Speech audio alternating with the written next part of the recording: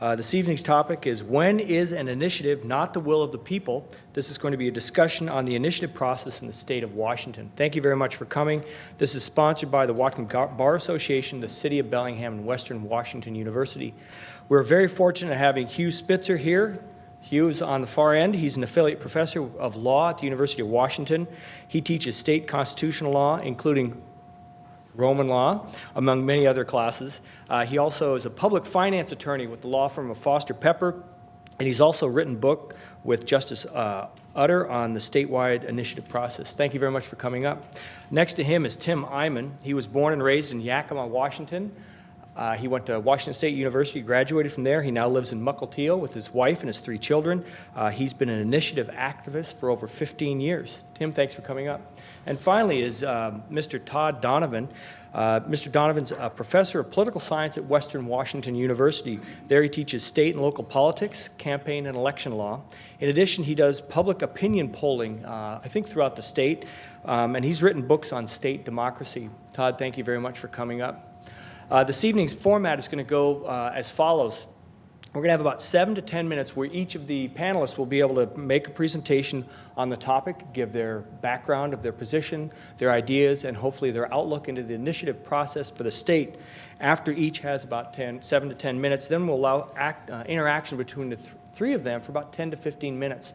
Each of them has important background, history, and understanding of it, and some interaction amongst them will probably be the most important way to get an eye into the depth of our initiative process in the state. And then finally, we're going to take questions from the audience.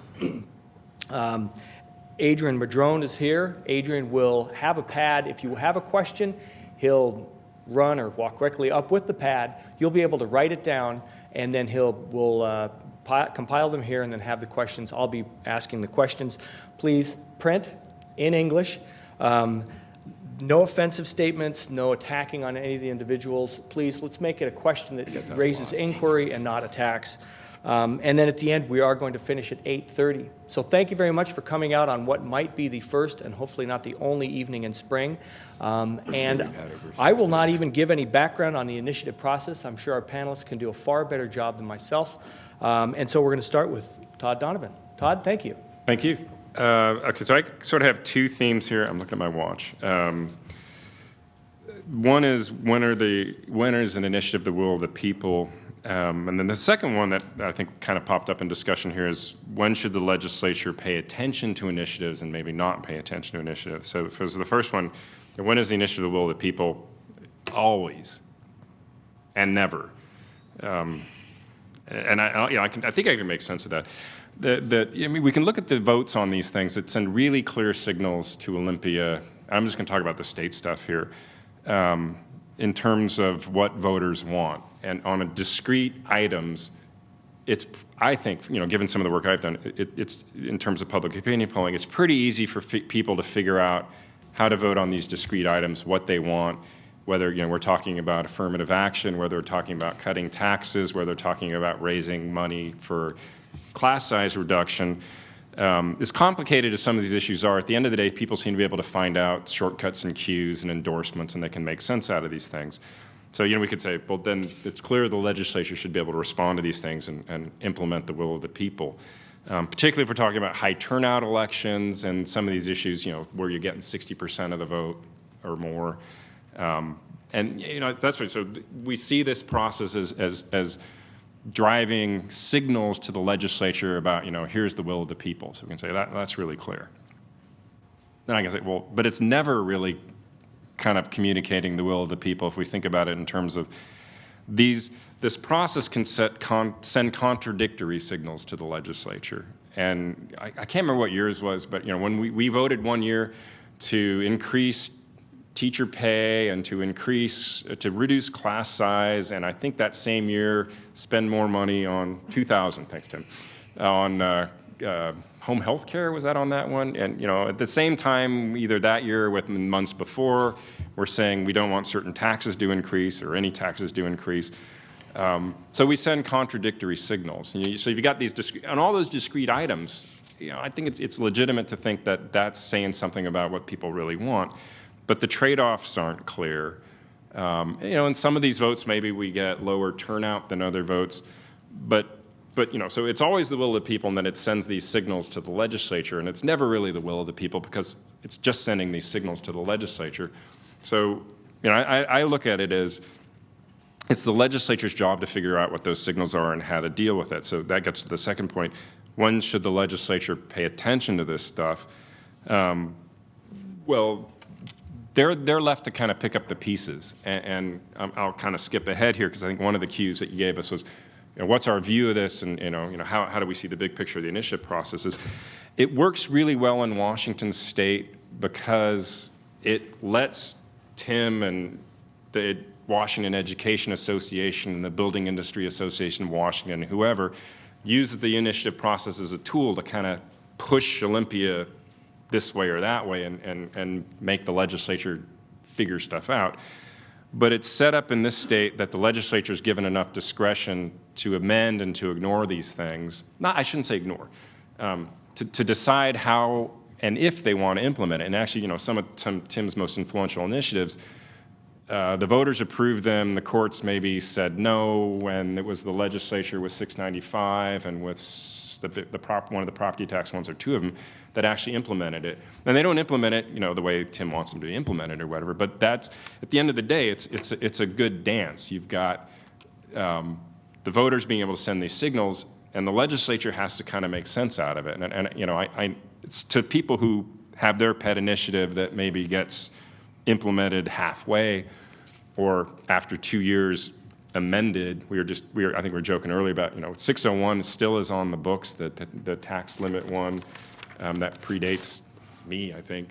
But it's been amended so many times, it's been amended to oblivion. That maybe frustrates some of the people who promote these things. But at the end of the day, geeks like me who do research on policy and initiative states compared to other initiative states, we get policy that looks more like what the average voter wants than you'd get in a state without the initiative process. And this actually gets to a big question about democracy. I look at this, I'm kind of agnostic on the thing. If that's what we want, we get that. We don't get exactly what the initiative proponents want. We don't get exactly what the legislature wants, but all this stuff sort of forces policy more toward what the average voter wants. And one potential problem with that maybe is, the more we move towards direct democracy, I'm not sure it's a problem or if it's a virtue. Legislatures do different things than what voters would do just voting directly on policy. That legislatures are designed to represent individual districts and to serve their districts loyally, and they do a really good job of that. But the aggregate of that out of a legislature isn't necessarily what everybody would want if you just let them vote on things. And this is kind of where I'm not sure whether I like or don't like direct democracy, that the initiative process, because legislatures do some things, they don't want public disclosure, they don't want term limits, they don't want redistricting commissions that are nonpartisan. There's all these things I can say, well, if you had voters vote on those things, they'd vote completely different to what the legislative interest might be. Legislatures also maybe can see there's needs for long-term transportation planning, for education funding, things that maybe the aggregate of the population, if you put it to a vote, don't support. But, the reality is we kind of get what the voters want. We might, in some circles, not like what the voters want at the end of the day, but the process kind of puts that way. So anyway, so when should the legislature pay attention to what the public are saying on these things? If I don't have an easy answer to that. When the issue is really clear to them, and I do have an answer written down here in my scribbled notes. They should pay attention to it when they think they can't get away with not paying attention to it, and they should maybe not pay attention to it when they think they can get away with not paying attention to it. I know this kind of drives you crazy sometimes, but that's the dance that I'm talking about. It's a pressure of initiative proponents using public opinion to move them in some way, and legislators sort of trying to figure out how far can we go to say that, did people really want their car tabs cut? Yeah, okay, well, maybe they didn't. We'll sort of do this, and then Tim will come up with another initiative and say, yeah, they really did. But maybe in these counties, maybe they didn't. And, as much as they can move and finesse around those edges, what you get at the end of the day is something cobbled together that probably looks more like what, not necessarily the best policy is, but what the average voter wants. And in a democracy, what are we shooting for? And the last couple points I'll make is, that's just talking maybe about direct democracy generally. I think it works really well in this state.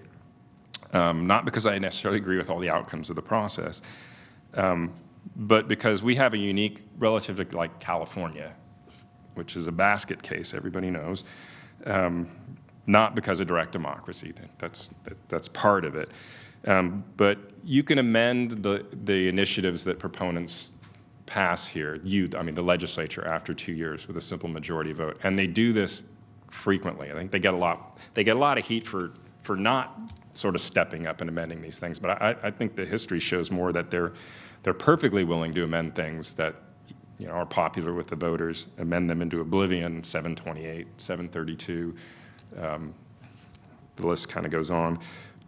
So I think that's a good thing. We don't have constitutional initiatives, which you don't have to go to the voters to change the rules. You have this dance between the legislature and the voters. In California, you got to go to the voters, and voters can be really consistent on these things sometimes and not change their minds.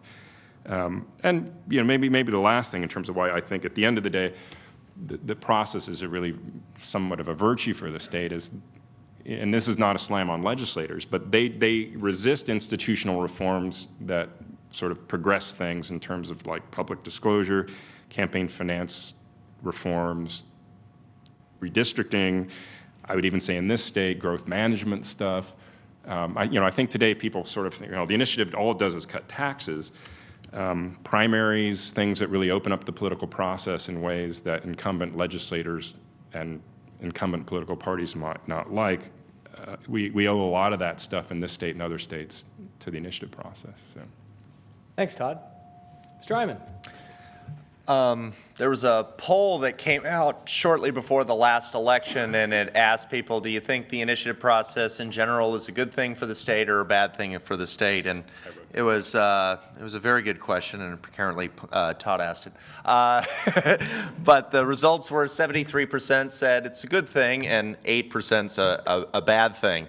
And the initiative process, if you don't like it, is kind of like rain in Seattle. Whether you like it or you don't like it, you better get used to it because it's here. And the impact of it is grossly overstated. Grossly overstated, the impact of the initiative process in the state of Washington. I've got some numbers, and I was kind of amazed by them. Every year, the legislature passes about 500 laws. 500. About 3,000 bills get introduced, and out of that 3,000, they sift through them, and about 500 become law. So over the last 12 years, there have been 6,000 laws made by our elected officials, representative democracy. We elect them to make these decisions because they're so smart, and so they make these decisions for us. They made 6,000 during that period of time. Over the last 12 years, there have been 653 initiatives filed by regular people, filing $5, ideas for initiatives, and out of those, in 12 years, only 37 have actually made it onto the ballot. So that means that, and of those 37 that the voters had a chance to vote on, they only approved 21 of them. Of those 21, 9 of them that passed you would consider to be a kind of a conservative initiative, and 12 of them would be considered a liberal initiative. So there's a public perception that, Eyman's doing initiatives and, he's taken over and stuff. But over the last 12 years, the numbers show that we're talking about 21 laws came from the people. 6,000 came from the legislature over the last 12 years, and 21 came from us. And what I'm kind of impressed with is that it shows that voters aren't drawn, the majority of voters aren't drawn just to the left and just to the right, that there's a mixture of issues throughout those. And just to do the math again, they rejected 16 initiatives. So some of those initiatives, they spent a ton of money, medical malpractice, and the lawyers spent a bunch on one of them. Tons of money getting spent, but it doesn't necessarily translate into the voters voting for them. So the other thing, as Todd pointed out, is that you have to think of initiatives less as laws and more as lobbying. Because as he pointed out, in the state of Washington, laws are only around as long as lawmakers are willing to respect them, and when you're not looking, they can ignore them and get around them. So 21 laws in a 12-year period And there are numerous examples of those 21 legislators finding ways to get around them. So we're nibbling around the edges. We're nibbling as much as we can, but at the end of the day, we're still 99.9% representative democracy, and we're letting the folks have a chance to vote on a handful of initiatives every year. So we're not talking about the end of Western civilization because we have the initiative process. Oh my God, the prisoners have taken over the prison. We just can't, possibly survive as a republic if we allow citizens to every once in a while vote for these initiatives. We did an initiative last year on red light cameras in my hometown of Mukilteo, and 71% of the people of Mukilteo said they don't like these cameras. Now, Olympia heard that message, and they heard the message, and they just got through greatly and massively expanding the use of cameras in the state of Washington. So we can send a message till the cows come home, and legislators are perfectly free to go in the exact opposite direction when it comes to it. So again, I want to really emphasize this, is that when you pass an initiative, it is the equivalent of the WEA helping elect legislators or knocking on doors down in Olympia and saying, we really want you to vote for this bill. But it's kind of the poor man's lobbyist, because we can't send people and afford to send people down to Olympia to represent us, the regular taxpayers. A lot of the very powerful groups, both on the left and the right, have a lot of groups down there representing their groups. But there really isn't a whole lot of people down there just representing voters. And the thing that I've always been drawn to the initiative process is that voters don't care which side has more money. They only care about which side has the better argument. And we've had many, many examples in the initiative process where David beat Goliath, where the side that had the most amount of money, the voters didn't care. And in many cases, they actually punished the other side because it looked like they were trying to buy their vote.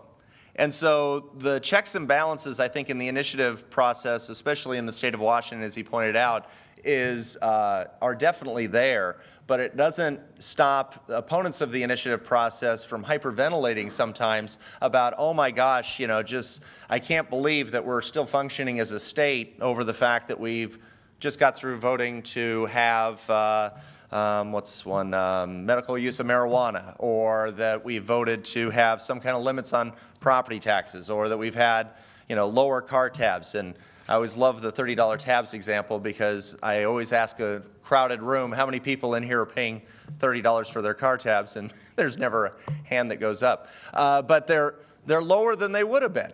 So just like lobbying, we can send them a message, but they also, just like they treat lobbyists, sometimes they'll say no. But I truly believe that voters will eventually get the policies they vote for, but they're really going to have to work hard at it. And so one of the reasons why we have to sometimes pass our initiative multiple times is to say the voters haven't changed their minds. And it's harder to ignore a vote of the people if that vote of the people is done over and over and over again. And I'll close with this. What's kind of interesting to me is that the teachers' unions are extraordinarily powerful, extraordinarily powerful. And in 2000, they passed 2 initiatives by huge margins. And yet, neither one of them named a revenue source that funded their initiative and everything. And they passed by a wider margin than any initiative that we've ever put forward. Yet their initiatives regularly get suspended down in Olympia. And I've always wondered, they never come back. They never have tried again. They've never come back. They basically say, we took this vote in 2000, and here it is 11 years later, why are you suspending our initiative? And I think to myself, we've done initiatives, this most recent one that was on the ballot last November, we've done it 4 times. 4 times the voters voted for the exact same policy, and yet each time they had a chance, they found a way to be able to get around it. And at least my view is that if you really want something, you have to be willing to fight for it. And you can't just pass an initiative and assume they're going to listen to you. You need to be very persistent if you think that they're ever going to listen to you.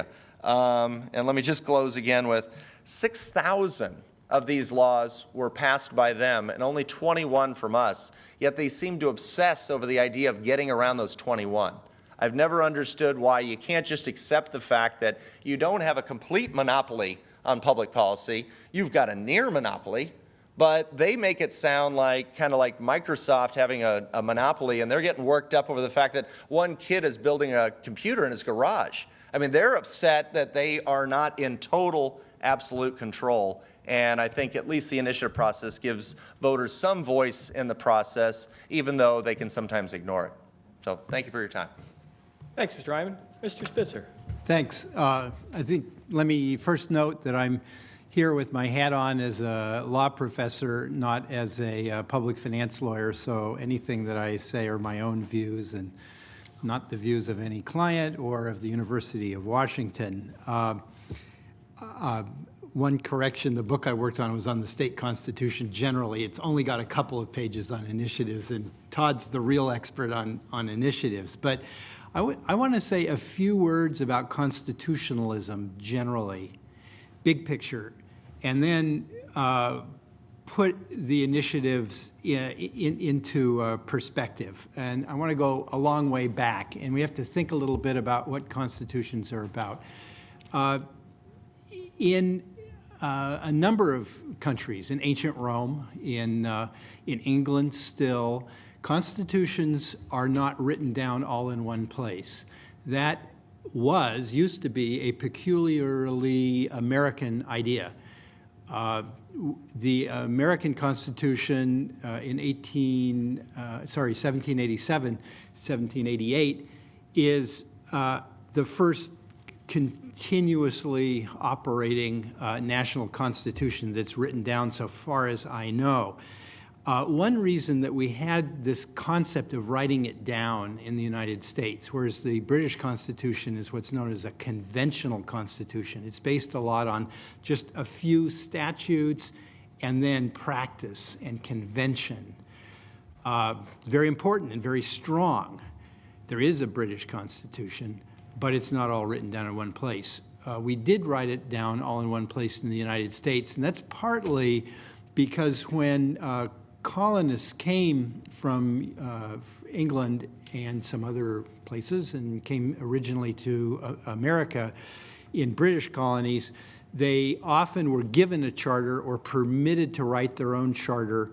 So they always had this sort of basic document or ground document. And if you look at the Jamestown, Virginia charters in the 1620s, there's a whole lot on structure that you would find rather familiar today. If you look at the Massachusetts charter, there's a lot on structure and a lot on rights that reads kind of familiar to you today. So that when the American colonies revolted against the Crown, in the 1770s, one of the first things that they did is they started turning their charters into state constitutions, which were actually written before the U.S. Constitution, and there were a lot of experiments. One of them in Pennsylvania, they had an extremely democratic, by those standards of the day, democratic constitution with one legislature.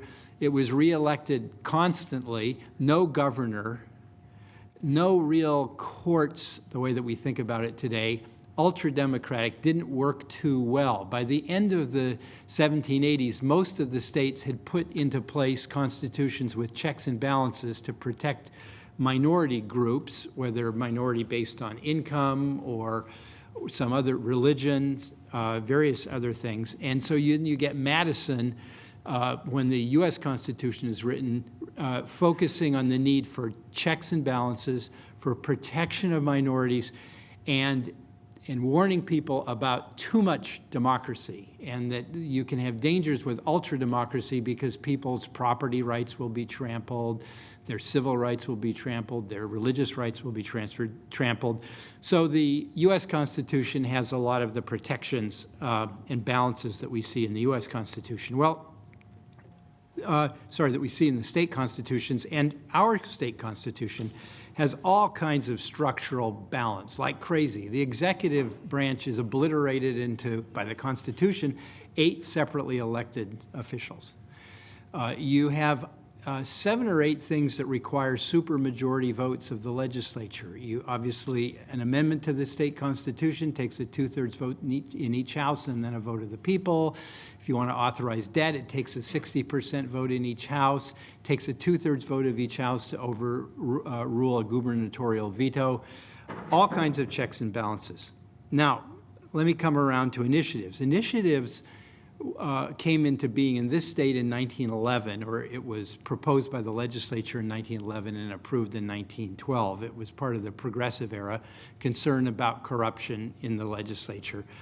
And one of the distinctive things, as Todd pointed out, is that while some states allow an amendment to the Constitution by initiative, we don't have that in this state because in 1911, the Senate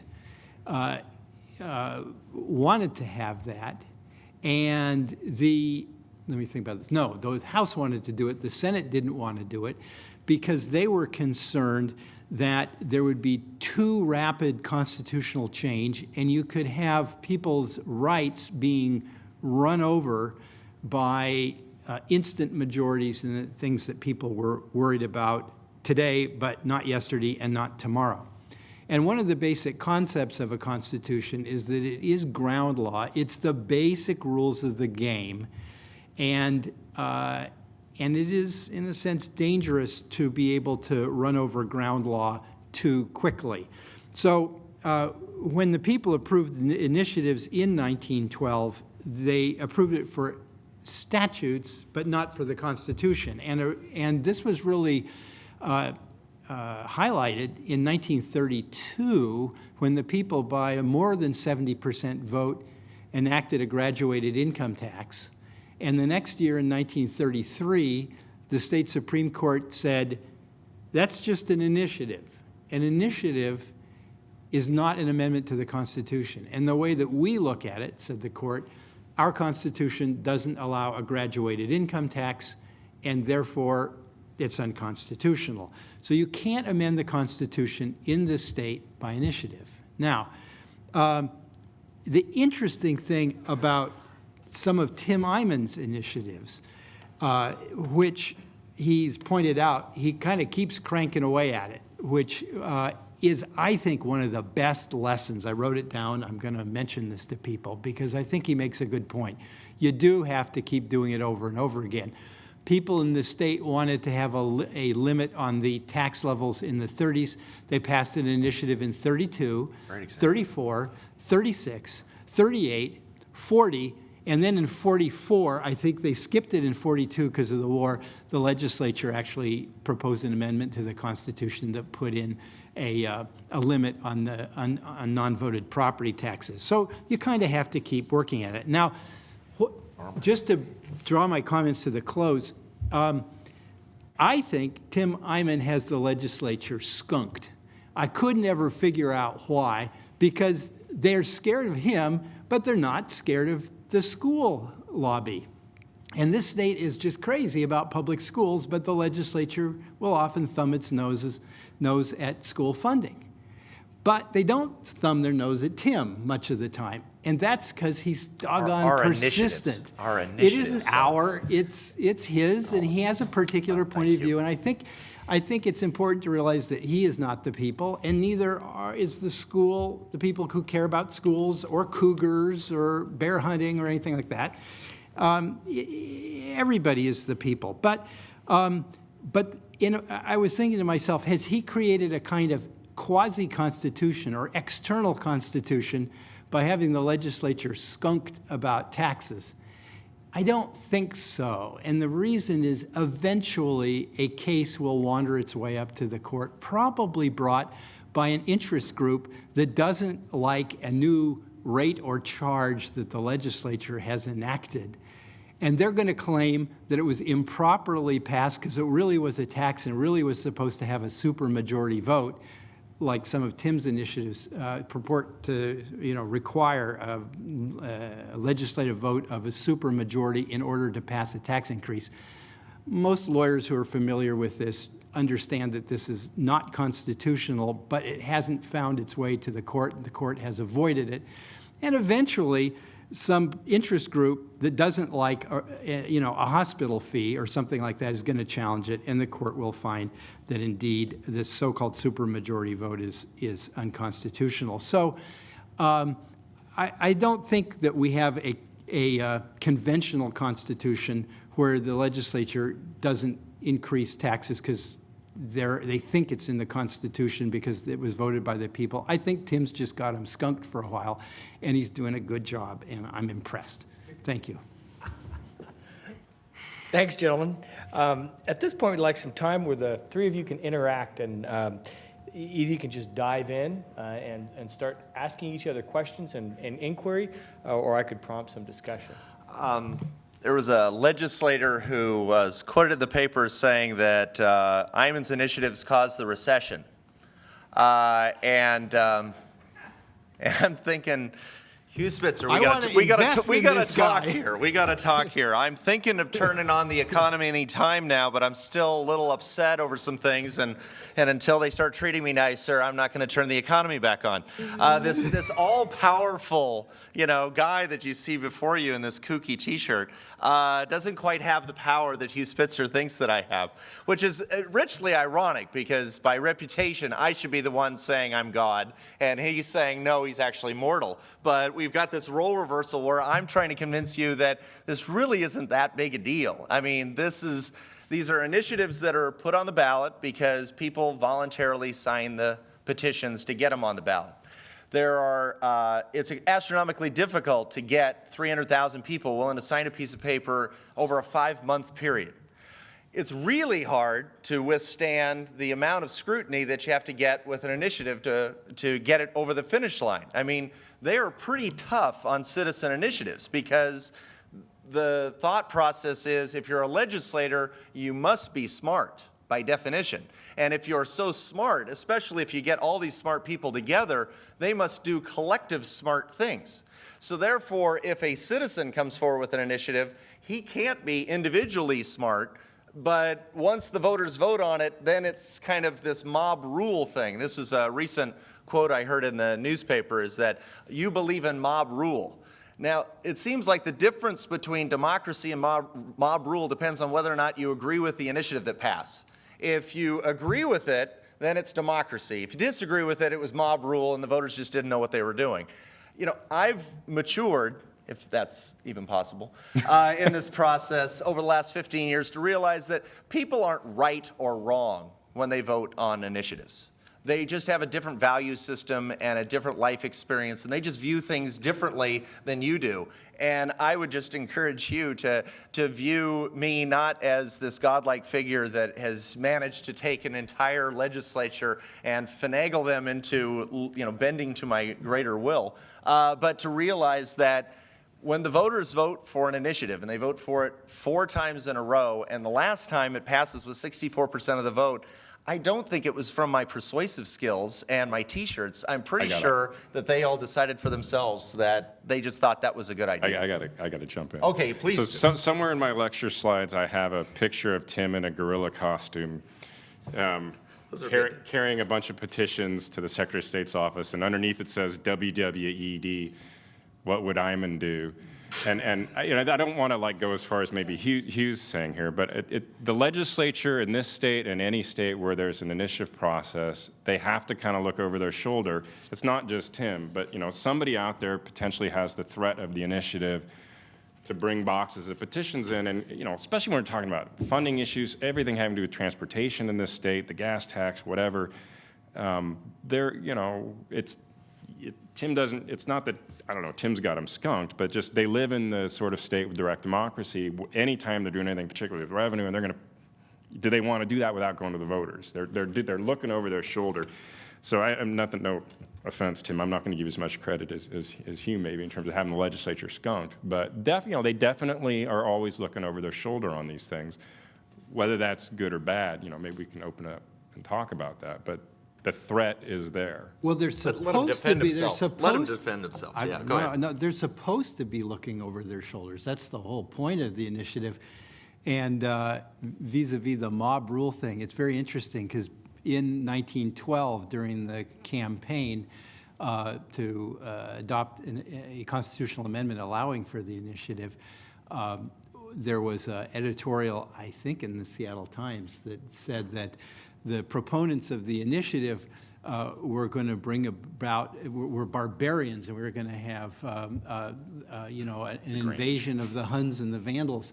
And so the president of the AFL, American Federation of Labor, Washington, what's now the Washington State Labor Council, gave a speech at a convention, and he opened it up, "Oh, you barbarians."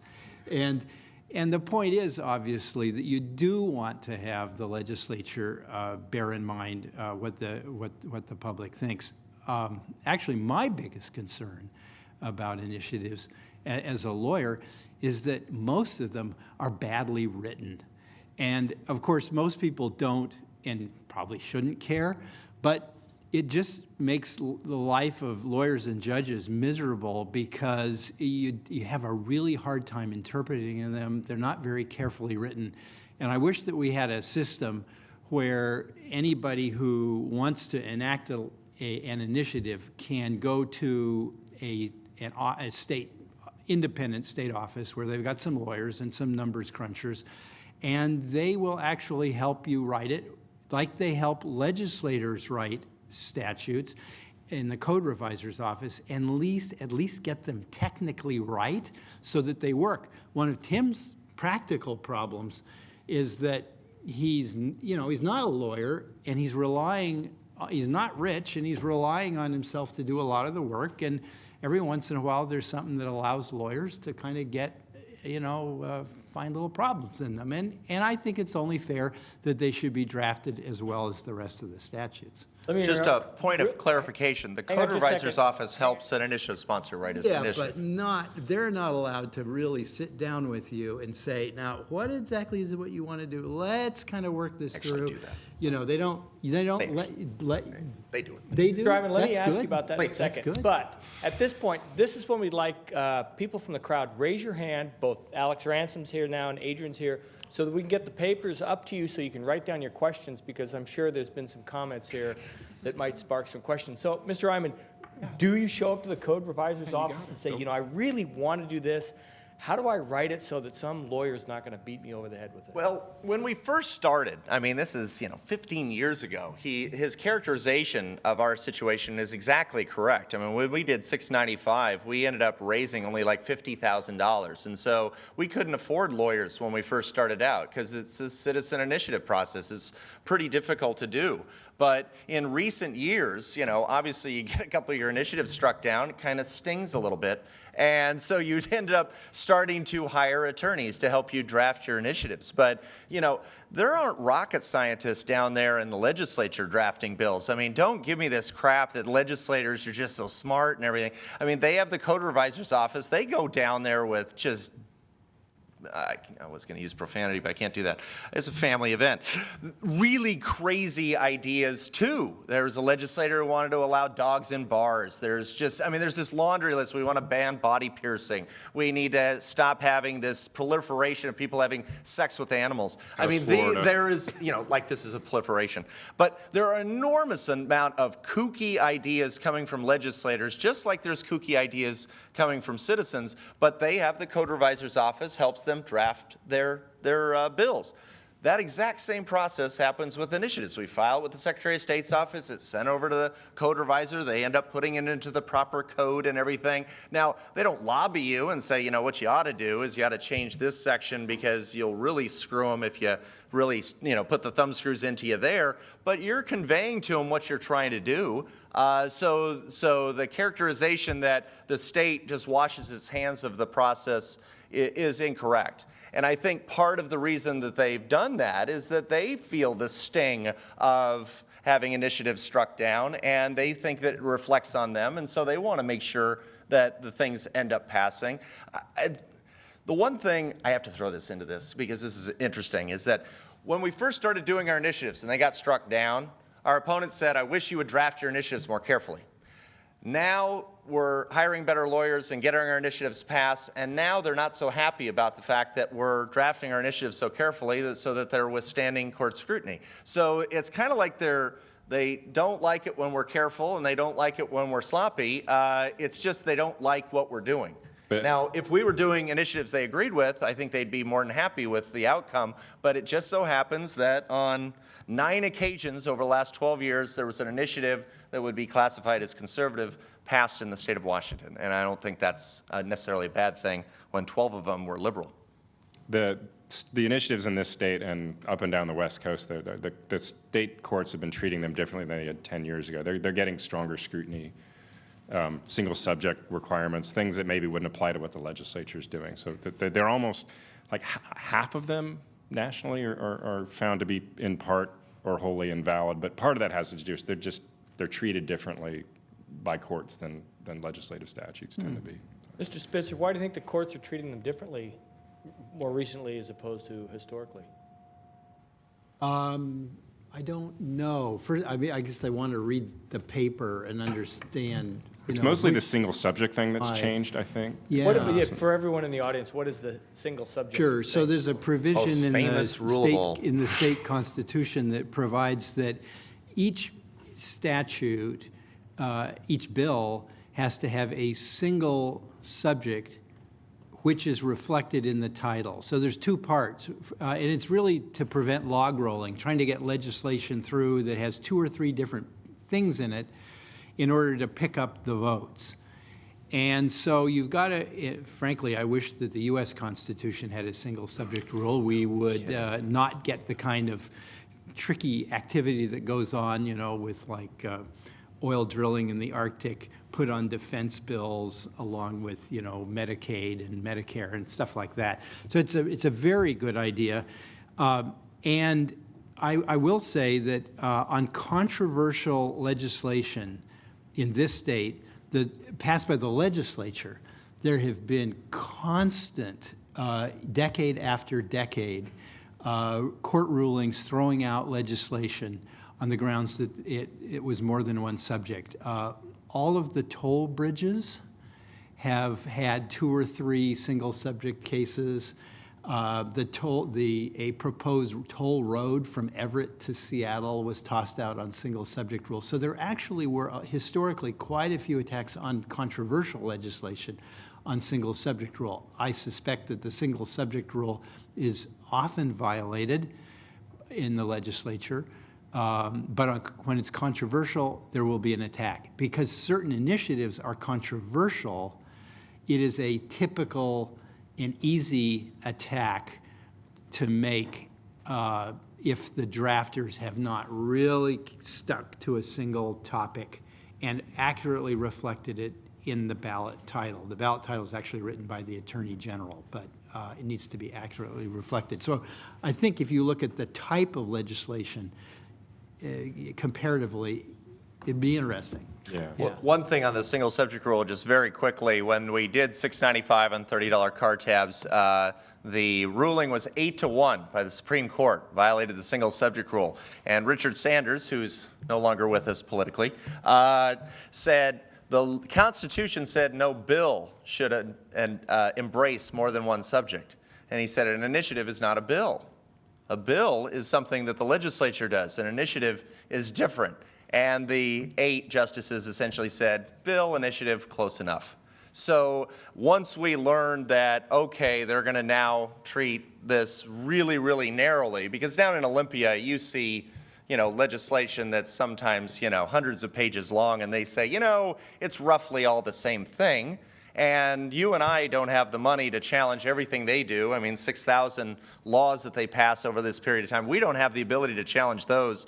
But these 21 that the voters voted for many times are trying to limit something the legislature does or limit some amount of money that some special interest group does. So they have a huge vested interest in hiring attorneys to find any legal thing that they could throw at the initiative to try and overturn it. So it's not, in theory, the courts are supposed to view legislation by the legislature and initiatives by the same standard.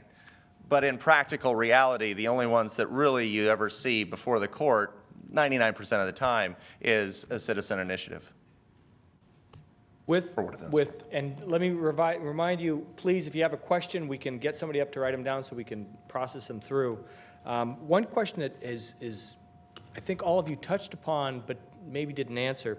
What's the remedy if the legislature doesn't implement an adopted initiative? So there's an initiative, it's adopted, it's a single subject, and they just let it sit like old cheese in the back of the fridge. I think Tim just said you got to keep coming back. You got to keep coming back. And I know this as much from California as from here. Is if there's an advocacy group, and you made an interesting point about the WA. Why don't they come back to try to promote 728? Because they can still afford to lobby in the legislature. But if it's a group, and you see this with the hunting, trapping, all that stuff about dogs and bears, I can't keep track of. Chickens this year, by the way. Yeah. Chickens is what's probably going to be on the ballot this year. Those groups really didn't have, they didn't have a sort of organizer who was staying around for a while. They didn't have the ability to keep lobbying. They didn't have the ability to come back with something else. And that's, what I said earlier. Those are the ones that are really easy to ignore, unless there's an institutionalized force to keep coming back with it. I just want to make one comment. I think Tim said that most of the single subject, successful attacks using the single subject rule have had to do with initiatives. No, just with ours. But go ahead. Yeah, because I think it's important to get the facts. I went to a college graduation last weekend, and the president of the college who's a chemist, said it's very important to get the facts and to nail down the facts. And I would hypothesize, but I don't know what the facts are without researching it, I'd hypothesize that at least 80% of all of the Supreme Court decisions throwing out legislation on the single subject rule basis have been bills passed by the legislature, but that's just a hypothesis. My only point of bringing up the single subject thing was that there has been a shift with Oregon with the Armada decision. I think you see it in this state over the last 10 or 15 years where they're applying it. A lot of stuff you could get by in the initiative process, and they wouldn't say it violated single subject. Just looking at the initiative, it's harder now in California and Oregon and Washington than it used to be. And the only thing I wanted to, we're off in a cesspool of this topic, but my worldview is the last 12 years. So you're talking about stuff prior to that. I'm only talking about the 6,000 bills they've passed. None of those have been struck down to the single subject rule, but 2 of ours. Interestingly, the criminal defense bar has been using it pretty actively in the last couple of decades. Really, I don't know what I'm talking about. That never stopped me before. So. Take the first question from the audience. One came down, the state constitution is described as the ordained will of the people. If an initiative conflicts with the Constitution, does the initiative yield to the Constitution, or does the Constitution yield to the initiative? I'm looking at you. Well, okay, Exactly. so an initiative Roman law, in this state, an initiative is a piece of legislation. It is subject to the Constitution. The Constitution reflects the will of the people, but it reflects a very strong will of the people at various points in time. What people in this state were worried about in 1889, probably the most important thing, were railroad charges for moving freight from farm to market. Most important thing. And if you read Article 12 of our state constitution, you will be amazed about the things that it says about railroads and railroad rates and sharing telephone and telegraph lines and intersection of different gauges of railroad track. And you say, huh? What's that doing there? Well, that's because that was really important to the vast majority of Washingtonians in 1889, and nobody's changed it. So a constitution entrenches what's important, whether it's religious freedom, freedom of speech, the ability to have legislation through the initiative, or whatever else. So it gets entrenched. It's really hard to change. And so it's the Constitution that will trump an initiative if it violates the Constitution. And if you don't like it, then you got to go change the Constitution. But state constitutions are very weird things compared to the federal Constitution. Some of them, you could fill the room here with was it one of those, Arkansas, Georgia, one of these states, And you look at a state with a constitutional initiative process like Oregon or California, anything you can get enough signatures for, you can throw in the Constitution every year. Like hunting chickens with earrings. And things Yeah, like or, that. I don't know if the one in California banning the consumption of horse meat was a statute or constitutional amendment, but you could put it in the Constitution. So it really kind of changes your concept of what a Constitution is if you have initiatives for constitutional amendments. Well, and a lot of people get frustrated sometimes with initiatives. I just don't understand. We voted, and these guys overturned it. And I guess people just need to follow the logic is that we're passing a law, and they're lawmakers. So therefore, because you're passing a law and there are lawmakers, they're able to change the law if they don't like it. But the Constitution says that for 2 years after an initiative passes, it's kind of a super law, kind of a super powerful law, and that during those 2 years, the only way they can monkey with it is with a 2/3 vote in the House and the Senate in order to monkey with it. So at least the theory behind it is, come on, try it out for 2 years. If you really find that this thing is just so outrageous and terrible, well, then you can change it later, but at least for 2 years, you should respect that. We actually passed an initiative last year that said if they're going to raise a fee, they should have to take a recorded vote on it. Well, this legislative session, they went ahead and gave that authority right back to an unelected board. So within 4 months, they were able to monkey with one of our initiatives. So lawmakers kind of view laws as inconvenient things standing in their way. They're not used to being restricted in any way, and sometimes the rules don't apply to them. And really, do you want to take them to court and say, well, you guys broke the law? I have to tell this story. It's very funny. In the Farm Bureau case, the legislature violated a law that was on the books. They then took it to court, but before the court ruled, they passed a new law that said retroactively the thing they did before that was illegal is now retroactively legal. The court ended up kind of affirming that and saying, well, you're right. And so the Farm Bureau case essentially made the decision that one side was arguing no one is above the law, not even the legislature. And I stood up and cheered. It was kind of embarrassing. And then on the other side, they said the legislature has plenary power. Now, I'm not real bright. I went to Wazoo, so I had to go look up the word later. Plenary power means absolute power, power without limits. And that side prevailed. The Supreme Court ruled that the legislature has plenary power. So I'm not sure if there's really anything you can do that legally can hogtie the legislature. The initiative process is, again, basically lobbying, and they're free, like any other lobbying, to ignore it. The question came up, one of you mentioned that a problem can occur with an initiative. It doesn't identify its funding source. And the question is, when legislators propose a bill that cuts revenue or increases expenditures, must they include proposals from where the funding will come? And why are there different standards for initiatives versus bills? I think Tim mentioned that in terms of the WA initiative not having a source for revenues. But you could say, it's the same thing with the tax cut things. They don't provide information about what you're going to cut. There aren't any states I can really think of, maybe, no, not really, where there's a requirement that would say you have to say what you're cutting if you're going to, programs you're going to cut if you're going to cut revenue, revenue sources if you're going to increase spending. I mean, I think that'd be really interesting to do that. But do you want to? Then are you further micromanaging the legislature? This is why I like statutory initiatives and not constitutional initiatives, because we can say, cut my car tabs and cut my class size by spending more money, but let the legislature figure out how to do that. Would we be better off if we actually said, okay, cut car tabs and the ferry service here?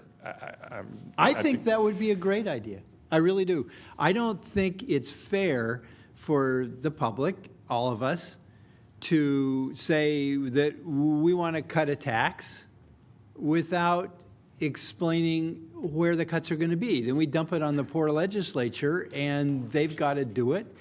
And on the other hand, you have people occasionally passing initiatives for new programs without identifying a funding source. And I think it would be great to have a constitutional amendment to require that any initiative that puts a new program into place has to identify a revenue source and approve it. And any initiative that cuts a tax or a revenue source has to say, at least by category, what programs are going to be cut. Is it going to be, you know, assistance for disabled elders? Is it going to be Medicaid? Is it going to be state parks? People should at least say what they want to cut if they want to cut revenue. I think it's fair and square. It would make it harder to pass the people things. should have to be, the people are smart. They're sophisticated. And I think if you look over the long view of people, voters in this state, they're very sophisticated and they're very solid. And I think they're capable of making tough choices. And I think they should be responsible for making tough choices just like the legislature. Why not? Violate single subject. Thank you. You stole my thunder on that one. Oh, but if we change the Constitution, change the it won't Constitution. violate Okay. single subject. My wife and I actually celebrated our 18-year wedding anniversary, and in that 18 years, the one thing I've learned is that stress about the things you have some control over, and I don't really have much control at all over what happens in our family. And so during that 18 years, you pick your battles. And the thing about the initiative process is that there are a lot of people, especially people in academia, that say, oh, if it was just like this, it'd be so much better. If it was just like that, it's not changing. The initiative process is the way it is. There's many people down in Olympia that constantly try and change the initiative process to make it more difficult, as if He somehow, retired. Senator Jacobson. 37. Well, he retired. 37 initiatives qualifying over a 12-year period is just something we need to stop. There's just too many people participating and too many people voting on issues, and we really got to slow this thing down because it's become a freight train and there's just no control over it. Initiatives aren't about passing laws. They're just like any other form of lobbying. I don't think the WEA goes walking into a legislator's office and says, well, here's what I recommend you do. I want you to fund us and I want you to cut that program. They don't get into that level of micromanaging because that is not what lobbying is all about. Lobbying is about advocating a particular position strongly and ultimately leaving it up to the decision makers to decide whether or not that is the proper way to go. Initiative sponsors are no different. When we put out an idea, ultimately, we never get a chance to talk to 2-3 million people. Ultimately, each person decides for themselves, on balance, do I think that I'm doing too much that's going to make the legislators' jobs just so astronomically difficult? Well, once you understand that initiatives are these ethereal things that are like toilet paper that just can be tossed aside, I don't think initiatives are quite so scary in the state of Washington as the ones that, as he talked about, in other states where they changed their constitution. It's locked in. There ain't no changing it. And so when you think about initiatives as lobbying, all these rules about, you know, what initiatives should be and they ought to go by these same rules, the legislature isn't bound by the same rules that they're advocating for initiatives. I don't believe that it's the same kind of thing at all. And so what I'm always afraid of is that we need these rules. One of my favorites is, you know, if you're a paid signature gatherer, you need to wear a button. This is one bill that they constantly try and introduce in Olympia. And I'm like, okay, so that we can identify these people. Okay, well, I want legislators to have to wear buttons too. Well, Mr. And, Eyman, you know, I mean, it's hang just on a second. double That raises standard. a good question. How would term limits affect the prospects of initiatives? I think you can look to California, and they've got term limits, and that didn't put any dent in the number of initiatives that they've got. Would it affect, though, the continuity of them if what Mr. Eyman's doing, coming back time after time after time, if people see term limits, would the legislators be more adept to accept them given the limited period of time that they're there? Well, the fact is that we had a term limits initiative passed by a wide margin, the court rejected it. So we can have a theoretical discussion over what would happen if we had term limits, but we're not going to ever get them because the court said we're not going to let you do that kind of thing. That's too much control for the voters to have over who gets to run for office. And so, like I said, 18 years of stressing about things. There's many things that I would like to do that would make the initiative process easier, but it's never going to happen, so I don't spend a lot of time discussing how we can make the initiative process better, because I know the legislature will never make the process easier. Their job is to try and find ways to make it more difficult. Our goal had been just down in Olympia, just leave it alone. Just leave it alone. It's already tough. The number of signatures is really high. We have a lot of hurdles to clear, and you guys adding extra burdens onto it really is meant to shut it down. But I don't think it's... I'm Mr. sorry, Spitzer, you're Tim. pondering something over Well, there. no, I'm just trying to think about the question of whether term limits would have an effect on initiatives, and I don't think it would. I don't know why it would. You could have elections yearly if you want to have an even more responsive legislature, but when they've tried that, people have found it quite frustrating and bothersome. You do see that in some New England towns, and you see it in one town in Walla Walla County, Waitsburg, which is under a pre-1889 charter, and they have annual elections for city council and mayor. They're very proud of their charter, but it is a real pain. So, Every but year. it's responsive. Crazy. It's very Chair. responsive. So what are your individual thoughts on, should there be either a limit or a restriction on the use of paid signature gatherers for initiatives? No. Why not? I knew you'd ask that. it's all Well, it's not constitutional. I don't know. I mean, if we forget that sort of, was that Meyer versus Grant? I actually had beers with that guy. But even you're asking a question that you could redefine the question: should we make it harder to qualify initiatives? When we first started this in 1911 or 1912 or whatever, it was the same percentage of signatures for, as a percentage of votes cast, but you're talking about a couple thousand, I don't know. And you could do that in the same amount of time. The rules haven't changed, so now you've got a very constrained amount of time, and you're talking hundreds of thousands of signatures. So just practically, I'd flip the question around. Should we make it easier and say that you could just qualify this by clicking something online? We got the technology to do that. Then you gotta get to, well, are we afraid of what would happen? But practically, we can't ban paid signature gatherers. We can't make them wear the scarlet letter badge that says, I'm paid. But I think the more you constrain the ability to fund signature gatherers, the more you really kind of limit the playing field just to the building industry and just to the teachers' unions and those sorts of folks in terms of being able to get on the ballot. Yeah, there were attempts in 1914 and 1915 in fact, the legislature enacted a number of statutes that severely limited the ability of people to collect signatures. They required, for example, that you could only gather signatures by putting them at the county courthouse. People would have to travel to the county courthouse and sign them there. And there were 4 or 5 of these statutes passed, and the Supreme Court just said, no, no, no, no, no. The people approved an initiative process through a constitutional amendment, and it's not fair to make it impossible to carry out. I think that the remedy, if you're concerned about special interest groups using the initiative process for this type of lobbying, which they do, just like they do other kinds of lobbying, and special interest groups meaning, of course, the other guys' groups, right, from your own. Whereas, mine, of course, they're citizen groups, they're people's groups that I'm, mine, but the other guys are special interests.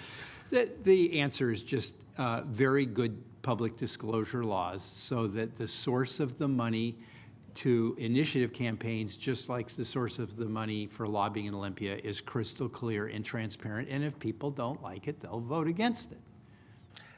And I think it's important to look at the underpinning of that court ruling. What they were essentially saying is that you can't, it's unconstitutional to bar someone from exercising their First Amendment rights and be compensated for it. When you think about it, I mean, that's what legislators are. They're compensated to be legislators. They're staffers. They're all participating in the legislative process, and they're fulfilling a role as a facilitator, and they're being compensated. So how could the court say, but because these people are going out and collecting signatures and being compensated, well, that's a dirty kind of political activity, and so therefore we want to make it where they can't be compensated for their political work. It would create a two-tier system where if you're an official legislator, you have First Amendment rights and you can exercise and be compensated. However, when you're a regular citizen, you can't be.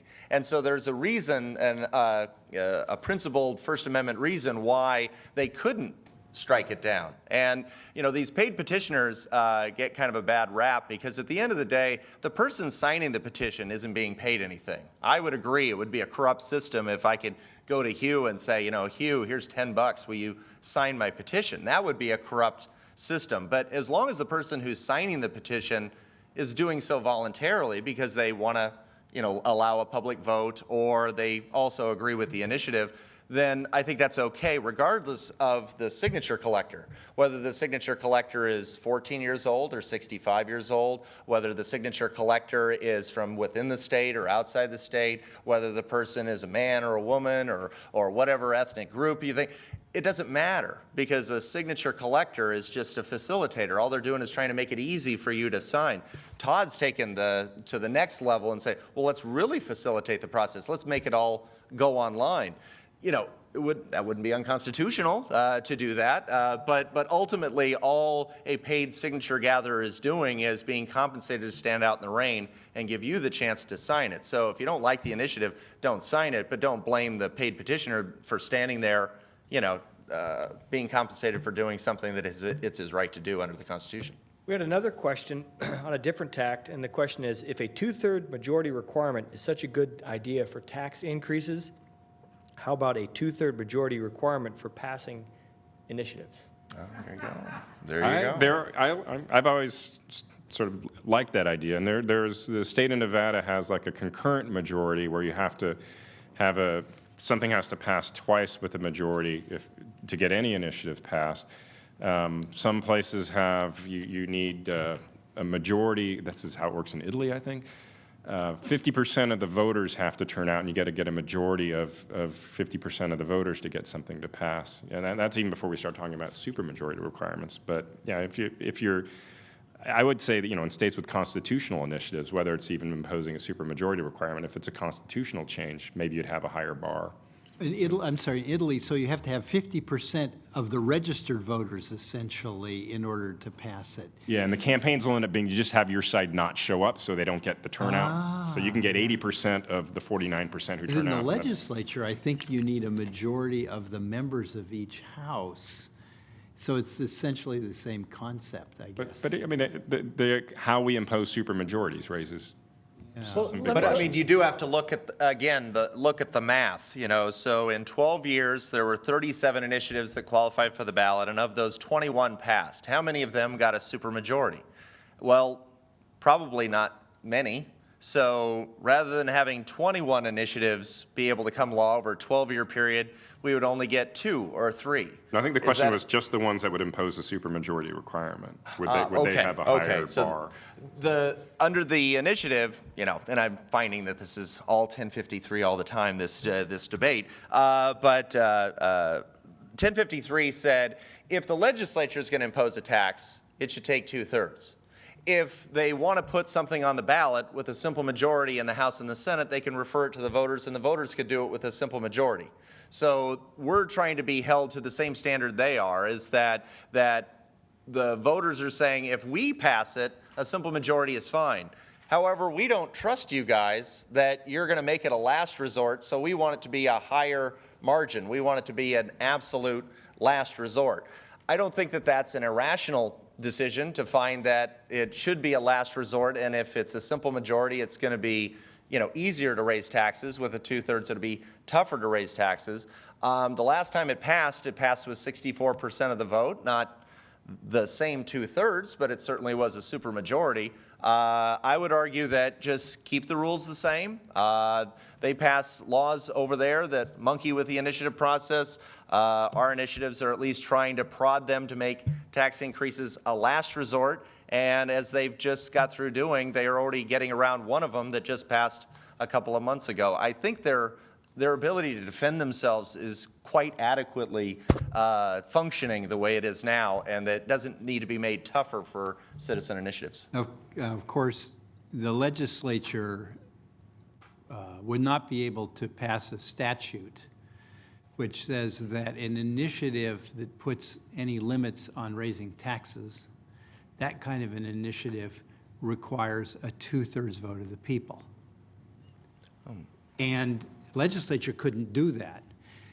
Correspondingly, an initiative like 1053 and some of the earlier ones, which require that a legislative increase in taxes takes a 2/3 vote of the legislature, is clearly unconstitutional. Again, as I mentioned earlier, the court, our state Supreme Court, has never come to grips with that specific question, although it's quite clear from related cases that they would rule that a 2/3, any kind of a supermajority vote for a tax increase in the legislature is just not in the Constitution. One of the cases that Tim alluded to earlier having to do with term limits, there was an initiative that would have put term limits in place in this state. And the court said that the terms are in the Constitution. You can't change that by initiative. It has to be done by constitutional change. So this kind of supermajority business in 1053 and some earlier pieces of legislation, both by initiative and by the legislature, that purport to require a supermajority vote for tax increases is simply unconstitutional. And one of these days, the court will find it so. But until then, it's, you know, it has a lot of effect. I would just throw out the certainty that he has over what the courts will do on any particular law. The beauty of the legal system is that there's a lawyer on every side of every argument. So when somebody says something is obviously going to be struck down, they don't understand the legal system quite well, because the reality is nobody knows what courts will do. I call it judicial roulette. We don't know which judge you're going to get, who appointed them, what they're going to decide. There was many people who said the health care law that was passed by the Congress, obviously constitutional. Yet there were several judges that ruled that it was constitutional and some that didn't. So there are many people that make proclamations about what things are obvious that courts will do.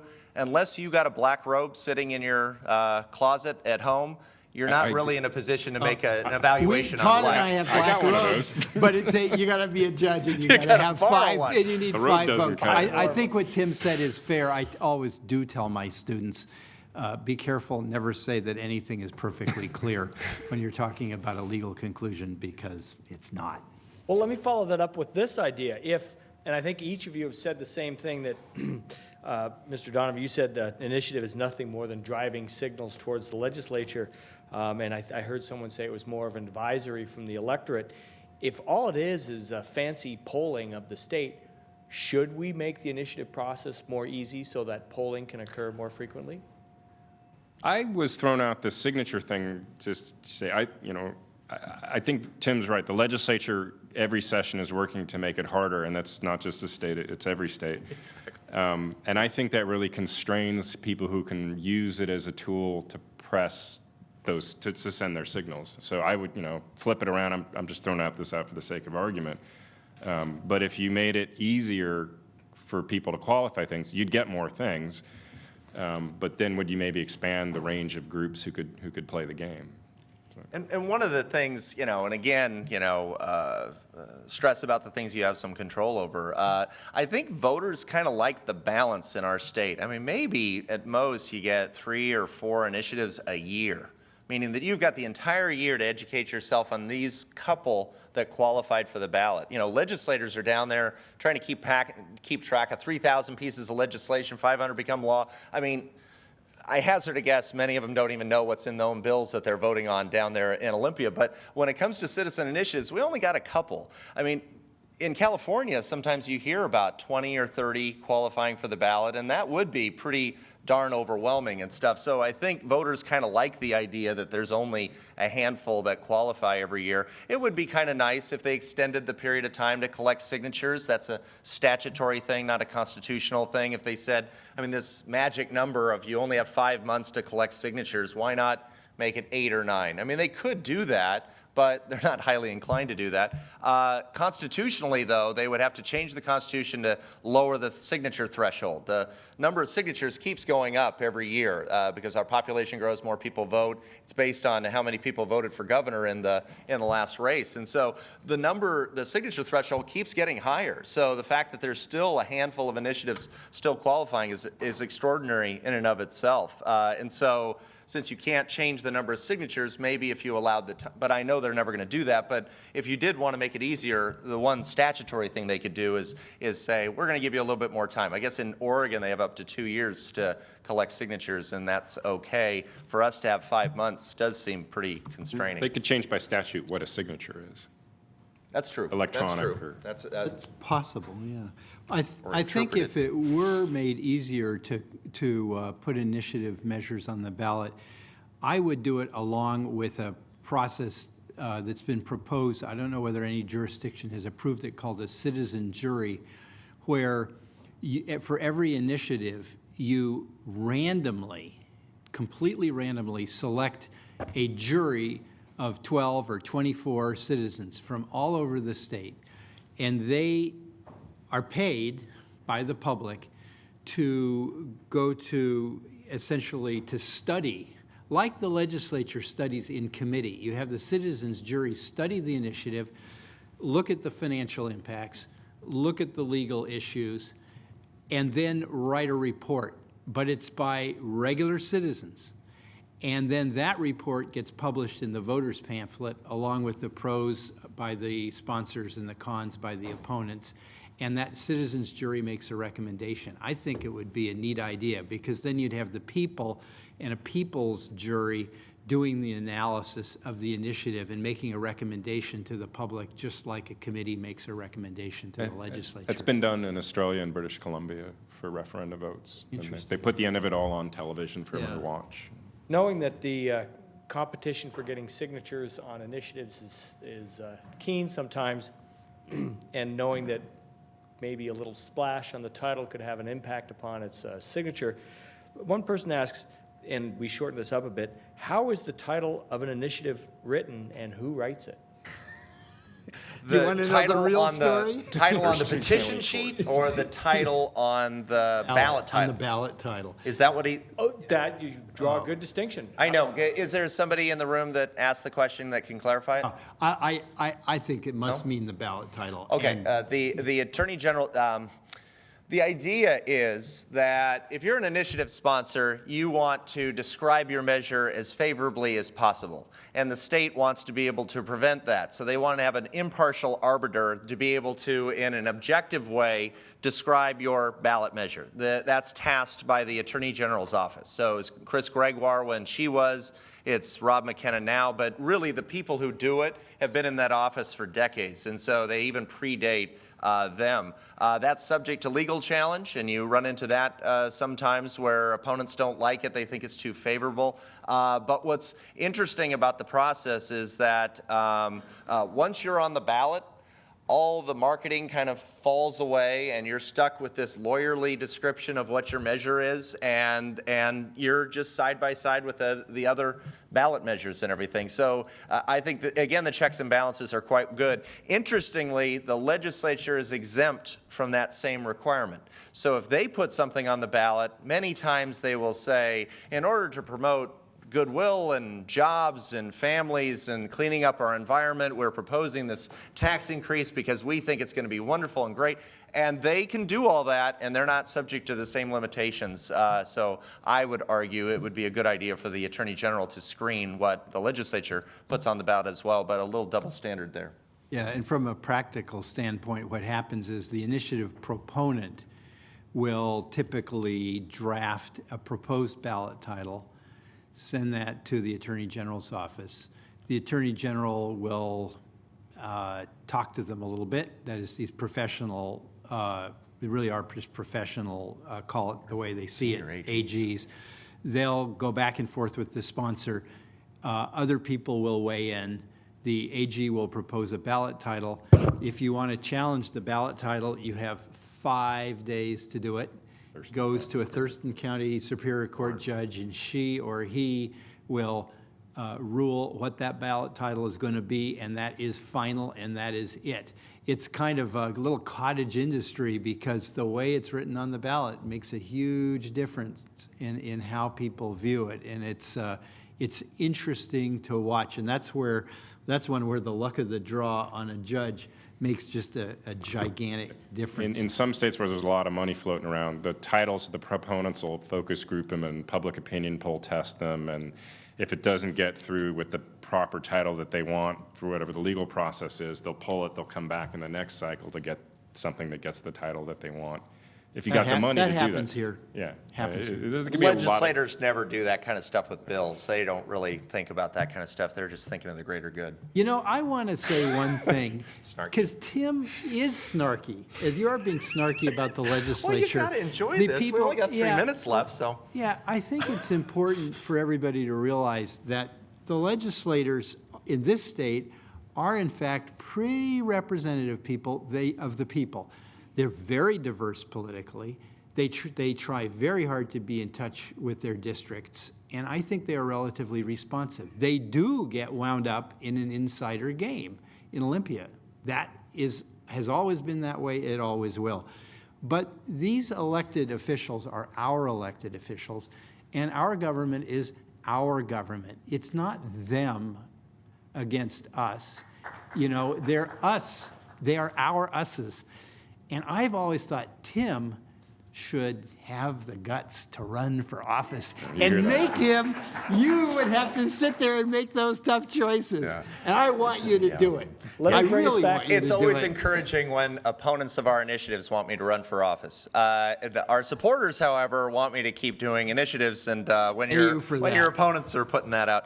The one thing I would throw out is that 3,000 pieces of legislation flying around in Olympia. You could be the brightest knife in the drawer, and you're going to be absolutely insanely overwhelmed. When I go down there to Olympia and testify on a lot of these anti-initiative bills, there are sponsors of these bills that don't even know what the implications of their own bills are. Now, it doesn't make them all malevolent, but it shows that even a brilliant individual down there that's really paying attention, it's an insane amount of information for them to be able to handle. And whenever they argue, well, legislators are smart and the legislative process perfects these legislation and it's so much better, I would argue the initiative process gets radically more scrutiny, the initiatives that qualify for the ballot, than many of the bills do down in Olympia. And that's not because legislators are bad, but let's say you're a reporter trying to write a story and you're trying to figure out which of these 3,000 bills will eventually become one of the 500. That probably means that there are hundreds of bills that become law that not a single news story was ever written about. So the level of scrutiny of initiatives, I would argue, far outweighs a lot of the bills you see in Olympia. So I don't think this is this ivory tower font of perfection down in Olympia. I'm not saying one process is superior or anything. I'm just saying that when it comes to scrutiny, I think initiatives hold their own. Well, let me close this with one question, and each of you gets an answer that's not appealable and cannot be interpreted. It's either a yes or a no, please. And I'll start with Mr. Spitzer. It's the same question. Do you think the initiative process has been a good thing for the state of Washington? Yes. Duh. Yes. Well, thank you very much, gentlemen. I'd like to thank everyone for being here tonight. It was brought to you by the Bar yes or Association no? of City of Southampton and Western Fight Washington. back against the man. Thank you.